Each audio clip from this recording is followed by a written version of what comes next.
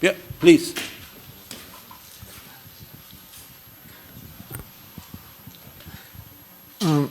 James Bila, Oregon Earthquake Awareness. This is just a comment. I did a public consumption article in AGU, Earth's Future, or something like that, on a paper that was done on errors in expected human losses due to incorrect seismic hazard estimates. Basically, the earthquakes that happened had intensities 2 to 4 times higher than the seismic hazard maps indicated they would face. But as part of that, there's a simple connection that Charles Richter did between the intensity in the epicentral area and the magnitude of the earthquake. And I don't know if I remember right, it might be 2/3, I equals 2/3 M minus 1 maybe. It's in the seismic Rigoletto paper that we wrote. But so I looked at that, and I said that can't be right, but they're conversions from intensity to PGA. And I looked at all the damaging earthquakes between 5 and 7 to the mid-range. And I looked at what Richter said you would get as a PGA. I looked at what the actual recorded PGAs were, and I looked at what the shake map said they were, and they were all the same. So I'm pretty confident that these people that recorded the intensities of the earthquake experience of some reasonably helpful contribution to what we're going to face, but they were spot on, so just wanted to share that. Thank you for the comment. So we have a thank you to Arbin from Ruth about mentioning her paper. So, but we have 2 other questions from Brad. With such fine spatial resolution of the elastic structure, a planar vertical fold will not be consistent with the geologic model that has a non-planar fold based on the observed fault trace and double difference earthquake locations. Wouldn't it be better to use non-planar fault geometry consistent with the elastic structure you are using? Anyone who want to take that on? Yes, the answer is yes. And that's the next step. We will make sure that the geometry of the fault will follow at least what we have now along the free surface. Okay, thank you. Another question to also you, Arbin.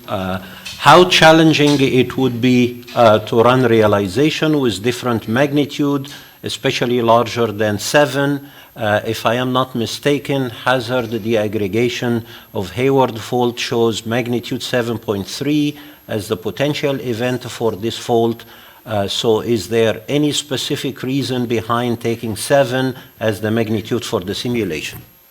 So as we have been discussing both days, computationally is possible, and in fact we have gone to even much higher frequency, but we need to make sure that the models that we're using, including the velocity model, support these high frequencies, and we're working hard to actually include nonlinearity in those models. So for the larger magnitude earthquake, we kind of have plans to use those, but we have to move a little bit carefully.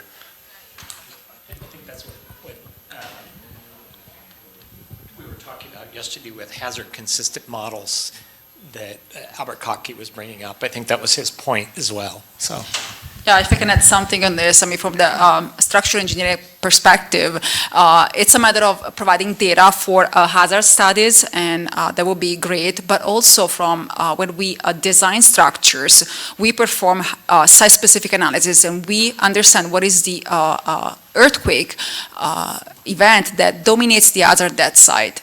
And as it was suggested in the comment, in the Bay Area, most of the sites are dominated by fault events larger than 7.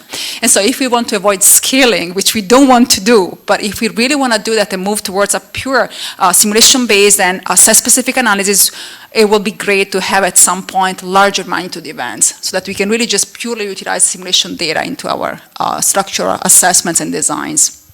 Nice. Keep the mic. There is a question for you. Okay. From Ruth. Hi, Floriana. I really liked your talk. A naive question. In the slides, rear records are mentioned. I am wondering which magnitude earthquakes the rear records are from, or if the rear records are from tectonic settings different from that of the creeping Hayward Fault. Okay, great question. So if we go back to, in one of my plots, I was showing the actual range of magnitudes we utilize for the rear records. And specifically, there was an analysis done on the first generation of San Francisco Bay Area simulations. So I don't remember now off the top of my head the numbers, but if we are able to go back, I'll be happy to share, or even privately, the range. But the point here is that we analyze both the magnitude we utilize as a parameter and the faulting mechanism. And so we realized that there is a fairly small, if we go back, yes, it's probably like the third slide. It's at the very beginning. Oh, okay. Next one. Yep. Okay, here we go. So here, for example, in this case, it was the range between 653 and 762, for example. And with the same method, we also inform the type of mechanisms we can include in our selection. This is really region-dependent and event-dependent. I hope this answers the question. Thank you. No more question from online? Please, go ahead. Hopefully it's a question for David, because we want him to talk. Yeah, Melly. Yes, first of all, I would like to congratulate for the excellent presentations. They were very informative and very nice. I have a general question for Dave, for Arben, and for Floriana in general. The computational capability has increased a lot, and so I was impressed by the graph showing the increase in the computational cost of a numerical simulation. And I remember the slide that Dave showed about one of the latest simulation with a maximum frequency resolution up to 15 Hertz. That is a very great achievement in the field of physics-based numerical simulation, and that's great. But the point is, in your opinion, to which extent our models are our models for the source, for the seismic velocity field, able to propagate up to 15 Hertz? Because of course we have to increase a lot the complexity of our modeling rules. So thinking about the source is very difficult to constrain the Raptor generator above, let's say, also 2-3 Hertz.